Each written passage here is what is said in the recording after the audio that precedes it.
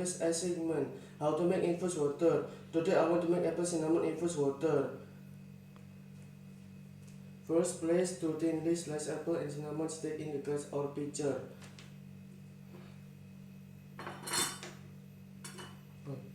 Then for still infused water and quart of water.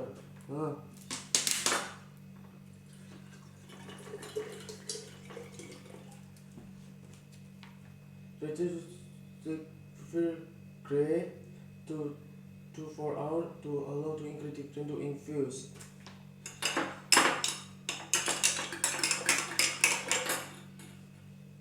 And still wear and strain this coating the solid.